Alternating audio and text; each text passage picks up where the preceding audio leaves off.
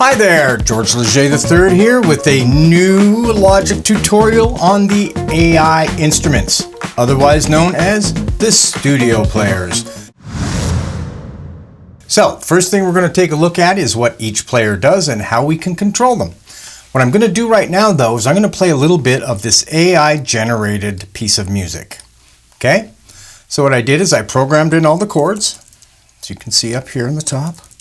Zoom in a bit and you can clearly see all the chords are there for the whole song. And what I did is I formatted the song form. So it's like a verse, pre-chorus, chorus, verse, pre-chorus, chorus, breakdown. Anyways, that's the format. So I'm going to play a little bit of this for you and give you a chance to see what I'm doing here.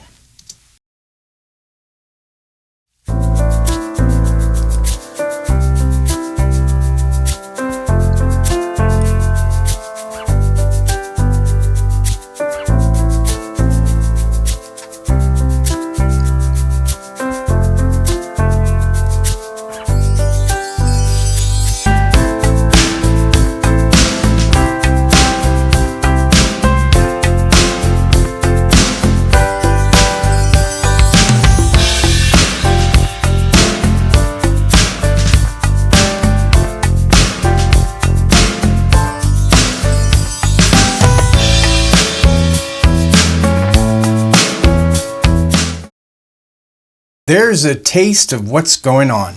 Now, what we're going to do is we're going to take a quick look at each one of these players and take a look at how we can control them. Now, the first thing we have to do is we have to program our chord track before we do any of this. If we don't have a programmed chord track, all we're going to get is a one sustained chord.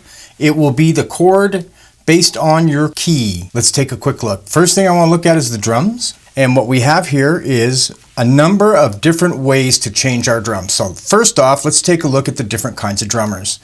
When we hold up our menu, we get acoustic drummers, electronic drummers, and percussionists, bass players, and keyboard players. Those are all our studio players. So for now, we're going to focus on the acoustic drummer. And the acoustic drummer comes with a bunch of regular sounding drum kits. They're not electronic. These sound totally normal. Pop rock, retro rock, hard rock, punk rock, funk rock, and psychedelic rock, as well as funky songwriter, pop songwriter, experimental songwriter, roots songwriter, 60s songwriter, roots brush, and pop brush. And the roots brush is really great for doing those train roll, Anyways, amazing players. Then we have our indie pop, indie disco, indie rock, and garage rock. And finally, we have the R&B, modern R&B, neo soul, and modern Motown. Now remember, those are just the acoustic kits. We also have a bunch of electronic kits, and we'll take a look at those in a later tutorial. But for now, this is what we want to take a look at. So then we look at our player interface. So this is what we have to deal with to change our drum tracks. So what I'm going to do here is I'm going to solo this up, and then we're going to take a look at what's going on. So first thing we have is our drummer. Then we have the complexity. Now as I move this up and down, you're going to see inside here, or up here, or in this region up here, you're going to see as I move the complexity, you're going to hear everything's going to get much simpler. And then as I increase the complexity, it becomes more complex.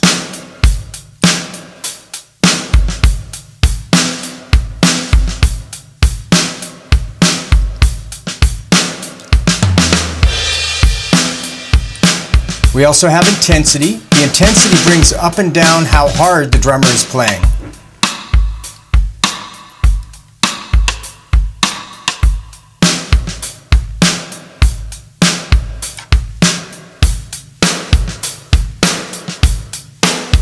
So this becomes really handy when you go in between verses. You know, you can have your one verse programmed nice and mellow, and then your next one programmed very intense. So we got the complexity and the intensity. We also have all these presets up over here. So we could crash the party.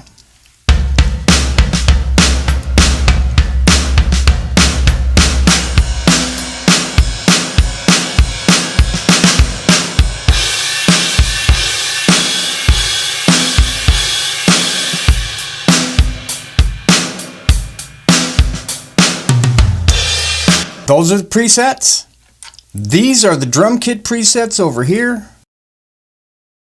Now, over here what we have are the ability to tell our drums what we want them to play. And what that means is when we hold this up, we have a number of different patterns. As we switch through the patterns, the actual drum patterns will change to relate to the different patterns that we have in here. Let me just play you a little bit for an example.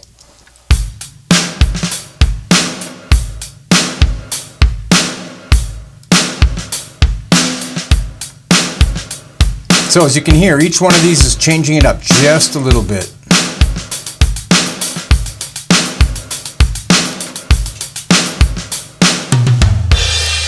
So the next thing you have here is these are to change your cymbals, so you can go and add a ride cymbal, a hi-hat cymbal, or a tom.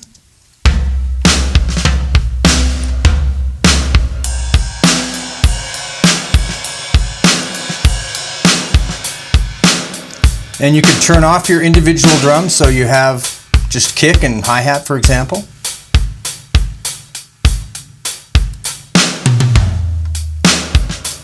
Now we have fill amount, fill complexity, and swing. So right now I'm not swinging.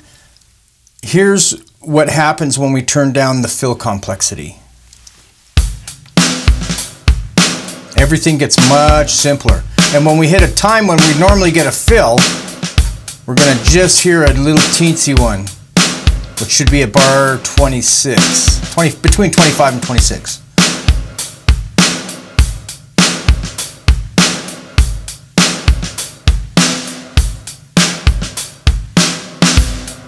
So that just added a little offbeat. That's all it did. So if I turn this up now, so that says add more fills. I'll turn up to 50%. And then fill complexity, I'm going to turn that up to 50%. And now let's hear what we got.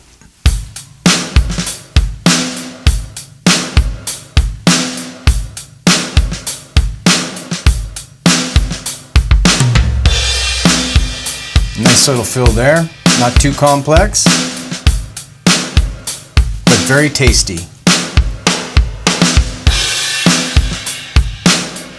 So that's our basics, but once we're done the basics, we have a bunch of details that we can get into. And in the drums, they work like this. We have the snare, where we can tell it where we want our snare shot to be, or whether we want to replace it with a tom, a side stick, or a rim shot. We can add extra percussion into our loop, so we can add, say, for example, a tambourine or a shaker behind it to add some more interest.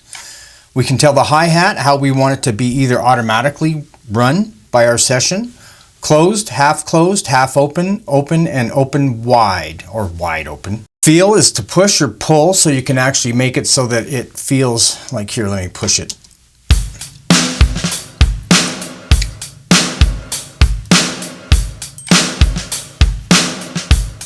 Versus pull. You can actually see that the snare drum is being delayed now.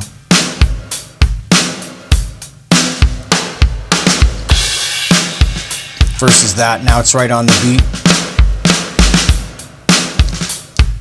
So as you can see in here, we have a lot more stuff we can deal with. We can also change our tempo to halftime, standard, double time, or automatic, and that will just follow along. Now the cool thing that we also have here is the ability to program our own pattern. In this particular loop, I don't have one done, but in the next loop I do. So what I've done here now is I pre-programmed it to say I would prefer to have a 4 on the floor kick with a 2 and 4 snare drum. So I changed it from an automatic where it generated the loop, so the player was able to do what it wanted, versus the one where I told it, no, I'd prefer that you hit these beats versus your freestyling ways. And you can change this just by adding a beat.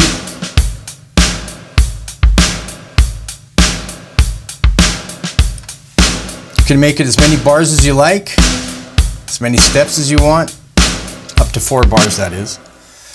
So there is our drum player. Now, each one of our players has similar-ish settings. This is a drum loop here, the studio percussion. So percussion is also a drum loop. Right? We have percussion, we have Latin percussion, pop percussion, and songwriter percussion, and they're all slightly different.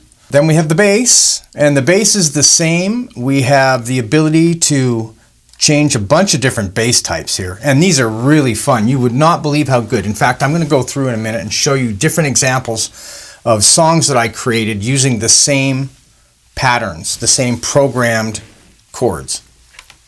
So here we go. Basically what we have are a number of bass players: pop, rock, retro rock, pop songwriter, roots upright, which is a great sounding upright bass, indie disco, disco slap, boop, boop, boop, boop, boop, which is really fun, modern R&B, and modern Motown. Now these all change everything. They all change the sounds. In this case, I just did a straight eighth note.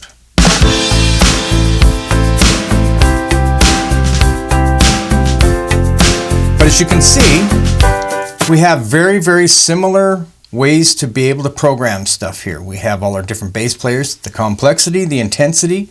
Don't forget we got all these presets over here. And then we have the ability to change up our root melodies for our bass track, octaves, phrasing, and of course the lowest note. So we can turn this into a 5-string bass just by doing that. Then we have the ability to tell it how many fills we want and the complexity of the fills, and if we're going to do swing or not. In this case, we're not. So then we have our details. Now, here we have a bunch of different things that we can add. We can add pickup hits, dynamic muting, or aligning of the root. That will take everything. See how as soon as I changed the line root, my player up here changed how it performed. There you go. Dynamic muting. So all these things change how our bass player is going to perform for us. And like I said, in this case, I had actually already programmed it to do eighth notes. So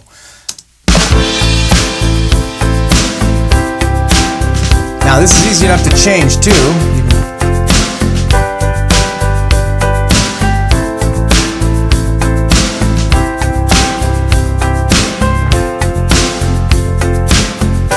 So again, you can change it to make the program the way you want it to be, which is super, super important. Let me show you something else that we got here. This is the guitar, excuse me. This is the piano. Now the reason why I'm interested in showing you the piano track is when you listen to it, this could be easily turned into a guitar track just by replacing the sound. So I'm going to do that right now. So there we go.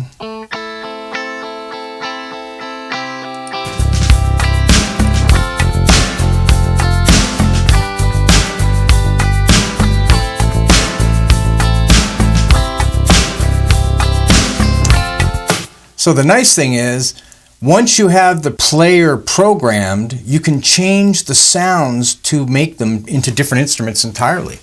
So instead of playing a programmed piano, I'm playing a programmed guitar, which is also very, very cool.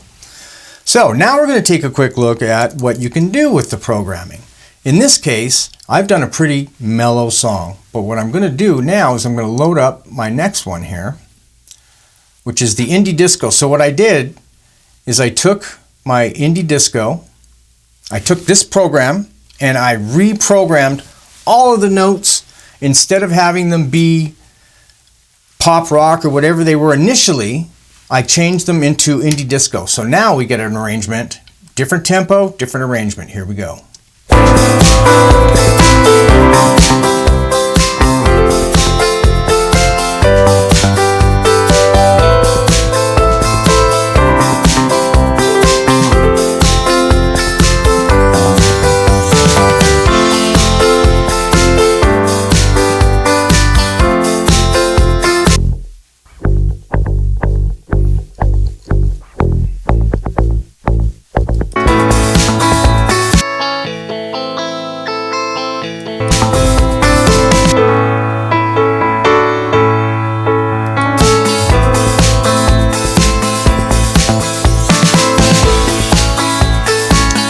That is the exact same programming. All I did is reprogrammed each player to be a different type of performance.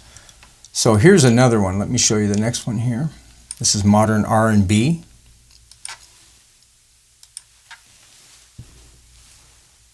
And once again, this is the exact same chords. The instruments or players have all been programmed to perform differently.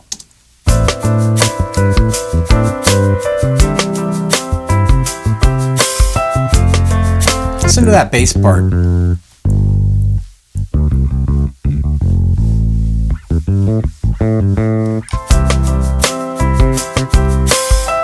The bass player in these are very, very good.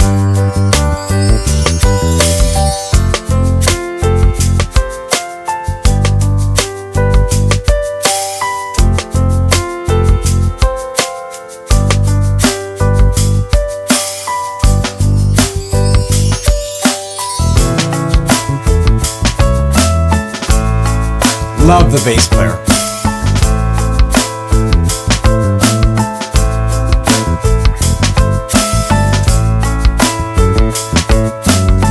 So, there you go. That's how we use the studio players in Logic Pro 11 to use the chord track to make brand new arrangements. And in this specific instance, I did 3 completely new arrangements out of the same chord programming.